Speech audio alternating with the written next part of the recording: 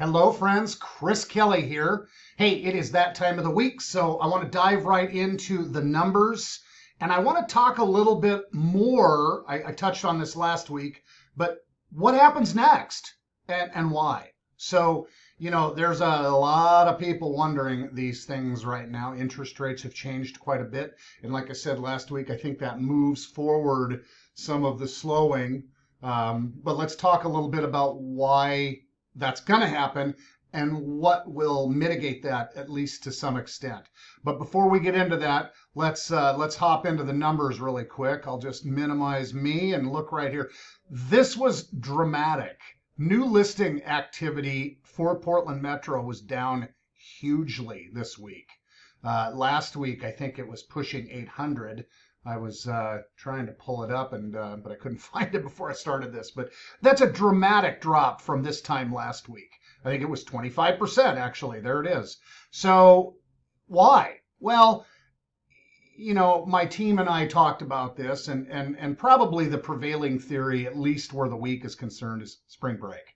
So you'd think one of two things: either everybody's going to put their house on the market and leave for vacation, or people are going to wait to put their houses on the market because they're on vacation. So probably the latter. So that was the one that I bought the most. Pending sales weren't down, so things are getting absorbed from the market. That hasn't changed.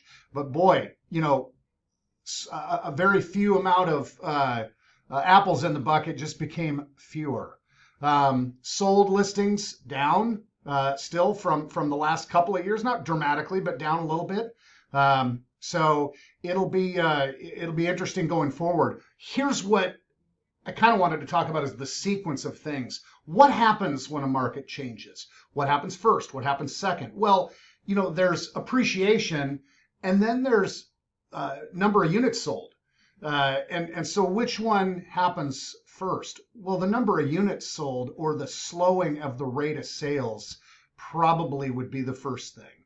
And then appreciation during and shortly following would begin slowing. And then depending on the extent to which circumstances are changing, the pricing could come down. But it takes a pretty dramatic shift before prices actually start coming down.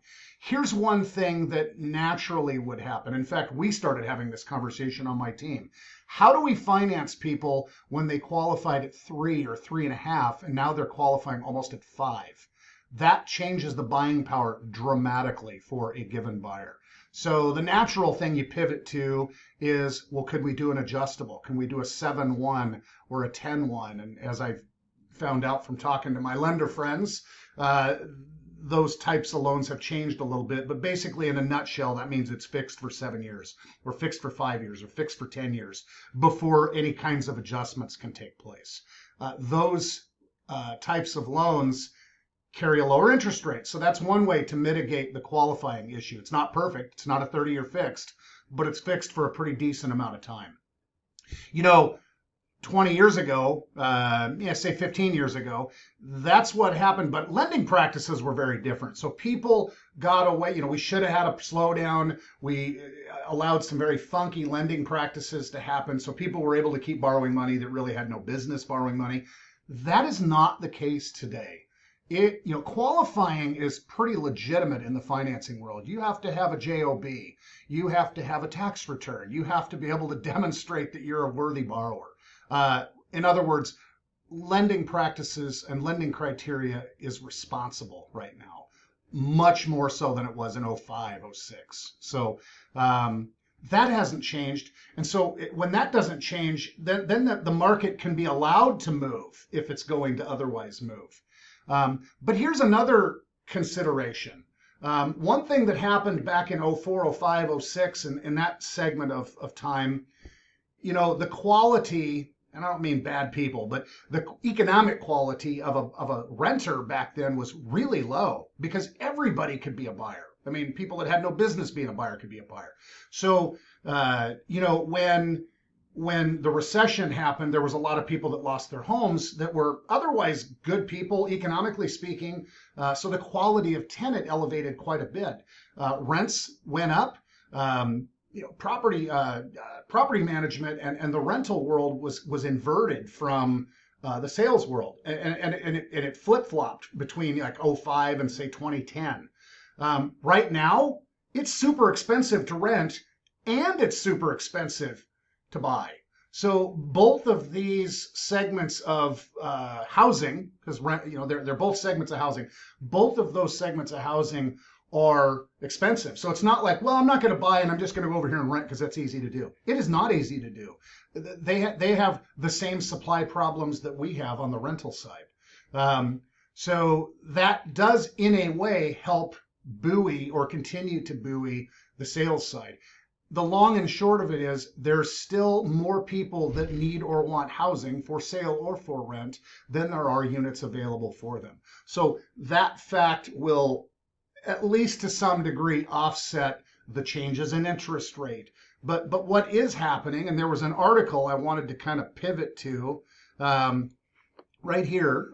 It was an article about mortgage rates, but one of the things that was talked about in here was Dr. Lawrence Yun, who's the chief economist for NAR, for the National Association of Realtors. They moved their predictions on when interest rates would actually do over time, and by over time I mean the rest of this year. And he moved it up a half a point. Well, we're already up past that. Whether we stay at close to 5 or go beyond remains to be seen. But the other piece of this, that last sentence was kind of interesting. NAR's prediction is for sales to drop 3% in 22. At least it was. But Dr. Yoon now says he expects they will fall 6 to 8%, and that NAR has officially updated their forecast. So this is kind of what I was speaking about. The first thing that happens is the rate of units being sold changes. And that's kind of already been playing out. I mean, we've had low inventory. There's only so many things that are selling. I just listed a house, and we could have easily had 20 offers. We only ended up having 5 because many of the folks elected not to write when they figured out what was going on. And that happens all the time right now in our market. So, what happens next? Well, I think the rate of sales continues to lessen. And I think if interest rates stick around where they are and don't continue on an upward trend, especially as fast as they've happened. That's the other thing. It's not that rates have moved as much as they've moved in a really short amount of time.